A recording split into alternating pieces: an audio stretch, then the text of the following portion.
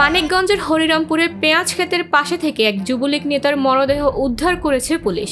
মঙ্গলবার উপজেলার বাল্লা ইউনিয়নের শরফদিন গ্রামে এই ঘটনা ঘটে। আমজাদ হোসেন শরফদিন নগর গ্রামের বেলায়েত হোসেনের ছেলে। তিনি বাল্লা ইউনিয়ন যুবলীগের সাবেক সাংগঠনিক সম্পাদক। প্রত্যক্ষদর্শী একজন জানান, সকালে তার পেঁয়াজ ক্ষেতের পাশের একটি পুকুরের মরদেহ পড়ে থাকতে দেখা যায়। পরে আশেপাশের ক্ষেতের কৃষকরা পুলিশকে ফোন দিয়ে জানান। 7:30 বাজে, একবারে সকালে না।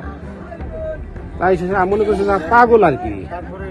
এই চাদর ঢাকা জ্যাকেট আছে, চাদর ঢাকা নামাজ তোর তো 3 ভাগের 2 অংশ ঢাকা, এইদিকে মুক্ত, এইদিকে করছে মনে হয় অন্য লোকে। আমি না একজন লোকে পিস খাত খোবাইতেছে, ওরা আবার ডাক দিলাম যে আমি কাকা এদিকে আসো তো দেখি।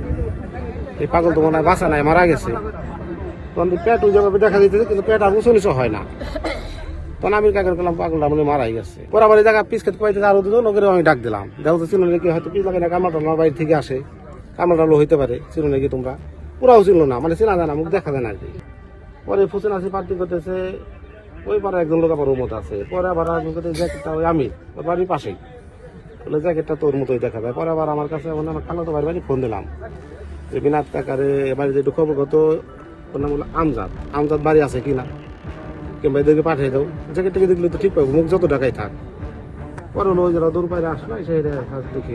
খবর পেয়ে পুলিশ ঘটনাস্থল থেকে মরদেহ উদ্ধার করে ময়নাতদন্তের জন্য মানিকগঞ্জ 250 শয্যা বিশিষ্ট জেনারেল হাসপাতালে পাঠান। হরিরামপুর থানার ভারপ্রাপ্ত কর্মকর্তা মোহাম্মদ মুমিন খান বলেন, মরদেহ উদ্ধার করে ময়নাতদন্তের জন্য মানিকগঞ্জ 250 শয্যা বিশিষ্ট জেনারেল হাসপাতালে পাঠানো হয়েছে। ময়নাতদন্তের রিপোর্ট পাওয়ার পরে বিস্তারিত জানা যাবে। এ বিষয়ে আইনগত ব্যবস্থা প্রক্রিয়াধীন রয়েছে।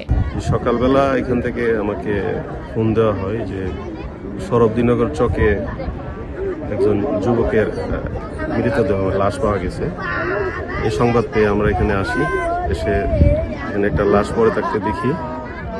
ইতিমধ্যে জানা গেছে যে এই লাশ হচ্ছে এই গ্রামেরই আমজাদ হোসেন নামক যুবকের। ইতিমধ্যে লাশের যে সুরতহাল রিপোর্ট তৈরি করা হচ্ছে, কার্যক্রম অব্যাহত আছে।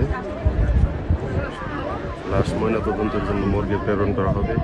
এই বিষয়ে আমরা সার্বিকভাবে তদন্ত করতেছি, সব বিষয়ে যে আসলে তার মৃত্যুর কারণ কিভাবে হয়েছে, কিভাবে মৃত্যুবরণ করেছে, সেটা আমরা তদন্ত করতেছি। তদন্ত সাপেক্ষে পরে বোঝা যাবে। নিউজ ডেস্ক, ভোরের পাতা।